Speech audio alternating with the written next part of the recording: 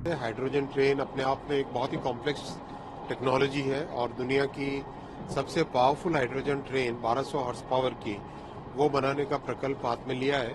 Complete design होके उसका जो सिस्टम्स की पावर ट्रेन की जो कंप्लीट डिजाइन है उसका सिस्टम इंटीग्रेशन अभी चल रहा है।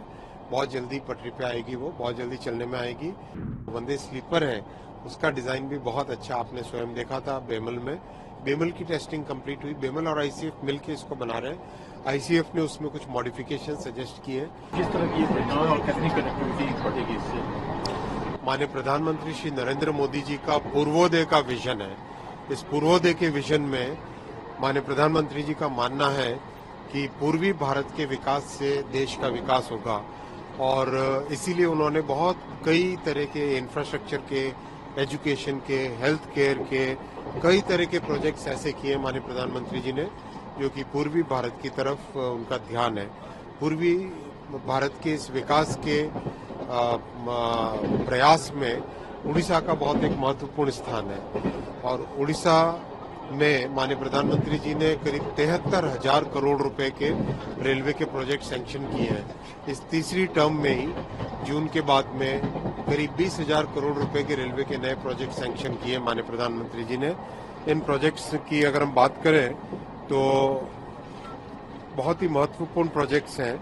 गुणुपुर थिरुबाली, जूनागढ़ नवरंगपुर, मलकानगिरी भद्राचलम, बादामपाड़ केउंझर, बांगरीपोशी गोरू महिसाणी, बुरामुरा चाकुलिया, सरडेगा भालूमुड़ा, बरगढ़ से नोआपड़ा, ये सारे के सारे प्रोजेक्ट्स करीब 20,000 करोड़ के हैं। तो इनमें से 3 प्रोजेक्ट्स आज जो कि मयूरभंज और केउंझर जिले के हैं उनका माननीय राष्ट्रपति जी ने आज भूमि पूजन किया। ये तीनों प्रोजेक्ट्स बहुत इंपॉर्टेंट है। इनसे पूरे नॉर्थ उड़ीसा की कनेक्टिविटी बाकी रेलवे नेटवर्क से होती है। ये बांगरीपोशी से गुरु महिसाणी, इससे पूरे कोस्टल उड़ीसा का ट्रैफिक मेन लाइन पे आ सकता है। बुरामुरा चकुलिया से ईस्ट की तरफ जा सकता है और केउंझर से बादाम पहाड़ से सेंट्रल उड़ीसा का ट्रैफिक सारा नॉर्थ उड़ीसा से होते हुए मेन लाइन में आता है। बहुत ही महत्वपूर्ण प्रोजेक्ट है और कई दशकों से इन प्रोजेक्ट्स के लिए प्रयास किया जा रहा था। तो ये माननीय प्रधानमंत्री जी को धन्यवाद देना चाहता हूँ कि आपने उड़ीसा के लिए इतनी बड़ी सौगात दी। माननीय राष्ट्रपति जी को धन्यवाद देना चाहता हूँ कि उन्होंने समय निकाल के इन प्रोजेक्ट्स का आज भूमि पूजन किया। तो सर, रेलवे की 2 महत्वाकांक्षी परियोजना है, हाइड्रोजन ट्रेन चलाने की, वंदे स्लीपर ट्रेन चलाने की। इन दोनों ट्रेन की क्या स्थिति है? बहुत अच्छी प्रोग्रेस है। हाइड्रोजन ट्रेन अपने आप में एक बहुत ही कॉम्प्लेक्स टेक्नोलॉजी है और दुनिया की सबसे powerful hydrogen train 1200 horse power की वो बनाने का प्रकल्प हाथ में लिया है। कंप्लीट डिजाइन होके उसका जो सिस्टम्स की पावर ट्रेन की जो कंप्लीट डिजाइन है उसका सिस्टम इंटीग्रेशन अभी चल रहा है। बहुत जल्दी पटरी पे आएगी, वो बहुत जल्दी चलने में आएगी। वैसे ही जो वंदे स्लीपर है उसका डिजाइन भी बहुत अच्छा, आपने स्वयं देखा था बेमल में। बेमल की टेस्टिंग कंप्लीट हुई, बेमल और आईसीएफ मिलकर इसको बना रहे हैं। आईसीएफ ने उसमें कुछ मॉडिफिकेशन सजेस्ट किए।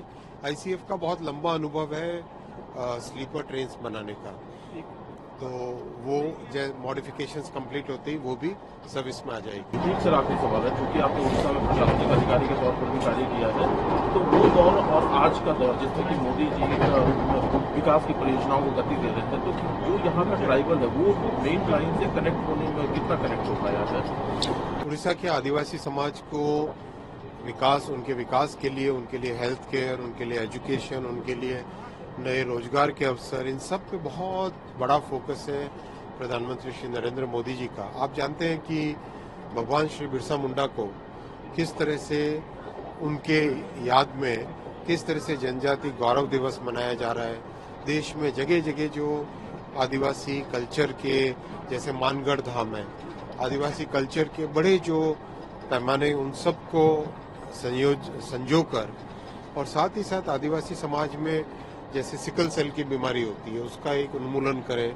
हर तरह की इस तरह से बारीकी से गहराई के साथ काम किया जा रहा है। जैसे पीएम जनमन कार्यक्रम हाथ में लिया, ये जो पर्टिकुलरली वल्नरेबल ट्राइबल ग्रुप्स हैं उनके विकास के लिए तो प्रधानमंत्री श्री नरेंद्र मोदी जी ने बहुत ध्यान दिया। जैसे आज एक बड़ी अच्छी खुशखबरी की बात आई कि दूरदर्शन में संथाली भाषा में न्यूज आए ताकि हमारे संथाली भाषा बोलने वाले जो आदिवासी समुदाय हैं उन सबको दूरदर्शन की सेवा मिल सके, तो वो भी आज अनाउंसमेंट हुआ है।